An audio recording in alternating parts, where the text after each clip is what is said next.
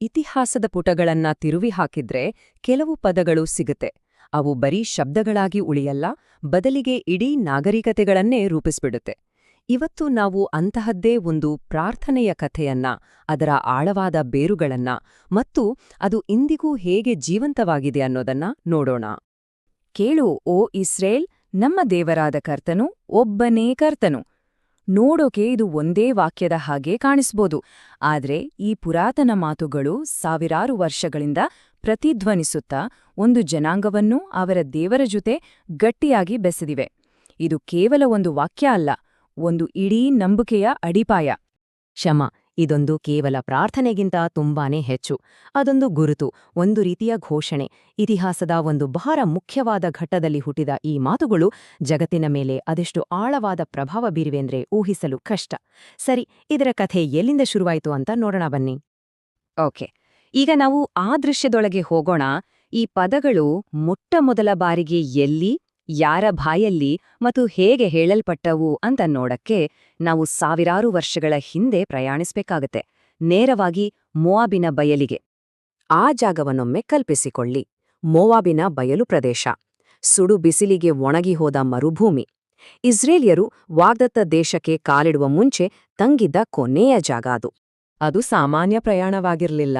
ಈಜಿಪ್ಟ್ನ ಗುಲಾಮಗಿರಿಯಿಂದ ಹೊರಬಂದ ಮೇಲೆ ಬರೋಬ್ಬರಿ 40 ವರ್ಷಗಳ ಅಲೆಮಾರಿ ಜೀವನ, ಕಷ್ಟಗಳ ಬೆಂಕಿಯಲ್ಲಿ ಹದವಾಗಿ ಬೆಂದ ಒಂದು ಜನಾಂಗ.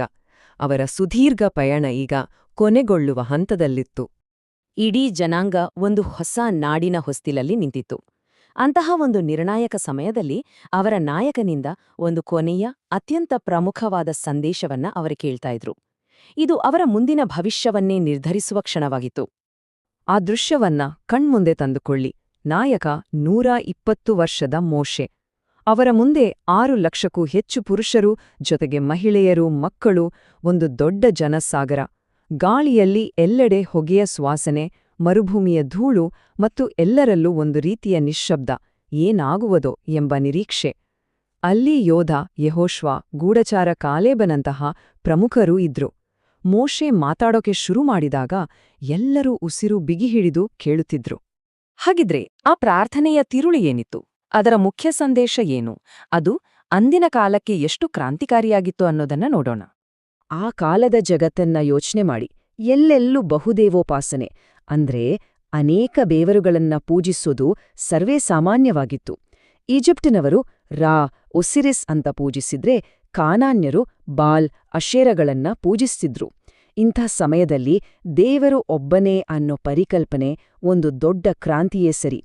ಇಸ್ರೇಲ್ನ ದೇವರು ಒಬ್ಬನೇ, ಆತನೇ ಎಲ್ಲವನ್ನೂ ಸೃಷ್ಟಿಸಿದವನು ಮತ್ತು ಎಲ್ಲದರ ಮೇಲೆ ಅಧಿಕಾರ ಹೊಂದಿರುವನು ಅಂತ ಘೋಷಿಸಲಾಯಿತು.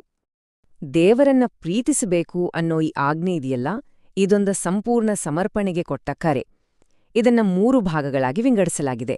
ಮೊದಲನೇದು ನಿನ್ನ ಪೂರ್ಣ ಹೃದಯದಿಂದ, ಅಂದ್ರೆ ಲೇವಾವ್ ಅಂತ. ಇದು ಬರೀ ನಮ್ಮ ಎಮೋಷನ್ಸ್ ಅಲ್ಲ, ನಮ್ಮ ಇಚ್ಛೆ, ನಮ್ಮ ಆಲೋಚನೆಗಳ ಕೇಂದ್ರದಿಂದ ಪ್ರೀತಿಸೋದು. ಎರಡನೇದಾಗಿ ನಿನ್ನ ಪೂರ್ಣ ಆತ್ಮದಿಂದ, ಅಂದ್ರೆ ನೆಪೆಶ್, ಅಂದ್ರೆ ನಮ್ಮ ಜೀವದ ಉಸಿರು, ನಮ್ಮ ಇರುವಿಕೆಯ ಪ್ರತೀಕಣದಿಂದಲೂ ಅಂತ.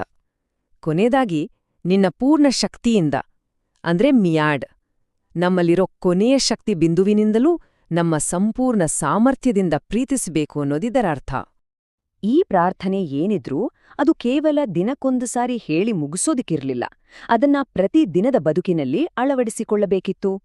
ಸರಿ, ಈ ದೊಡ್ಡ ತತ್ವವನ್ನ ದಿನನಿತ್ಯದ ಜೀವನದಲ್ಲಿ ಹೇಗೆ ಪಾಲಿಸ್ಬೇಕು ಅಂತ ಹೇಳಲಾಯಿತು? ನೋಡೋಣ. ಮೋಶೆ ಕೊಟ್ಟ ಸೂಚನೆಗಳು ತುಂಬಾನೇ ಸ್ಪಷ್ಟವಾಗಿದ್ವು. ಈ ಮಾತುಗಳನ್ನ ಜೀವನದ ಪ್ರತಿ ಒಂದು ಭಾಗದಲ್ಲೂ ಸೇರಿಸ್ಕೊಳ್ಬೇಕು. ಅಂದ್ರೆ ಮಕ್ಕಳಿಗೆ ಶ್ರದ್ಧೆಯಿಂದ ಕಲಿಸ್ಬೇಕು.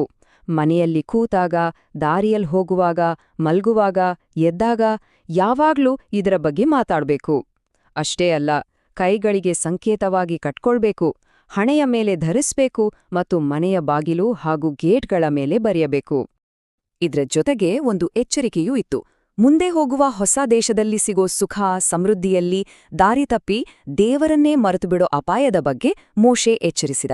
ಈಜಿಪ್ಟ್ನ ಗುದಾಮಗಿರಿಯಿಂದ ಹೊರಗೆ ತಂದ ದೇವರನ್ನ ಯಾವತ್ತಿಗೂ ಮರಿಬೇಡಿ ಅನ್ನೋದು ಆತನ ಕಳಕಳಿಯಾಗಿತ್ತು. ಮೋಶೆ ಕೊಟ್ಟ ಈ ಆಜ್ಞೆ ಆ ತಲೆಮಾರಿಗೆ ಮಾತ್ರ ಸೀಮಿತವಾಗಿರಲಿಲ್ಲ. ಅದು ಕಾಲದ ಪರೀಕ್ಷೆಯನ್ನ ಹೇಗೆ ಎದುರಿಸಿತು? ಶತಮಾನಗಳು ಕಳೆದಂತೆ ಈ ಕ್ಷಮಾಪ್ರಾರ್ಥನೆಯ ಪ್ರಯಾಣ ಹೇಗಿತ್ತು, ಅದರ ಪ್ರಭಾವ ಹೇಗೆ ಉಳಿದುಕೊಂತು ಅನ್ನೋದನ್ನ ಈಗ ನೋಡೋಣ. ಈ ಪ್ರಾರ್ಥನೆಯ ಪ್ರಯಾಣವನ್ನ ನೋಡಿ. ಸುಮಾರು ಕ್ರಿಸ್ತಪೂರ್ವ 1400ರಲ್ಲಿ ಮೋಶೆ ಇದನ್ನ ಜನರಿಗೆ ಕೊಟ್ಟ. ಆಮೇಲೆ ರಾಜರುಗಳು, ಪ್ರವಾದಿಗಳು ಎಲ್ಲರೂ ಇದನ್ನೇ ಪಠಿಸಿದ್ರು. ದಾವೀದ್ ಗುಹೆಗಳಲ್ಲಿ ಅಡಗಿದ್ದಾಗ, ಪ್ರವಾದಿ ಎಲಿಜಾ ಕರ್ಮೆಲ್ ಪರ್ವತದ ಮೇಲೆ ನಿಂತಾಗ ಎಲ್ಲರ ಬಾಯಲ್ಲೂ ಇದೇ ಮಾತು. ಮುಂದೆ ಸುಮಾರು ಕ್ರಿಸ್ತಶಕ 30ರಲ್ಲಿ ಯೇಸು ಕೂಡ ಇದನ್ನೇ ಎಲ್ಲ ಆಜ್ಞೆಗಳಿಗಿಂತ ಶ್ರೇಷ್ಠವಾದದ್ದು ಅಂತ ಹೇಳಿದ್ರು. ಅಷ್ಟೇ ಅಲ್ಲ, ಅಲ್ಲಿಂದ ಇಲ್ಲಿವರೆಗೂ ಎಷ್ಟೇ ಕಷ್ಟಗಳು, ಹಿಂಸೆ, ದೇಶದಿಂದ ಹೊರಹಾಕಪಟ್ರೂ ಈ ಪ್ರಾರ್ಥನೆ ಮಾತ್ರ ಜೀವಂತವಾಗಿ ಉಳಿದುಕೊಂಡಿದೆ.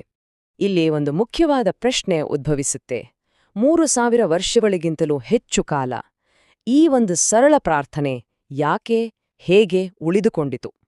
ಉತ್ತರ ಸರಳ ಮತ್ತು ಆಳವಾಗಿದೆ. ಯಾಕಂದ್ರೆ ಇದು ಕಲ್ಲಿನ ಹಲಗೆಗಳ ಮೇಲೆ ಕೆತ್ತಬೇಕಾದ ಆಜ್ಞೆ ಆಗಿರಲಿಲ್ಲ, ಬದಲಾಗಿ ಪ್ರತಿಯೊಬ್ಬರ ಹೃದಯದ ಮೇಲೆ ಬರೆಯಬೇಕಾದ ಆಜ್ಞೆಯಾಗಿತ್ತು. ಮೋಶೆಯ ಮೂಲ ಉದ್ದೇಶವೇ ಅದಾಗಿತ್ತು. ಈ ಮಾತುಗಳು ನಿನ್ನ ಹೃದಯದಲ್ಲಿರಬೇಕು. ಅದರ ಶಾಶ್ವತ ಶಕ್ತಿಯ ರಹಸ್ಯವೇ ಇದು. ಕೇವಲ ಬಾಯಲ್ಲಿ ಹೇಳುವ ಪದಗಳಲ್ಲ, ಬದಲಾಗಿ ಹೃದಯದಿಂದ ಬರುವ ಒಂದು ಬದ್ಧತೆ.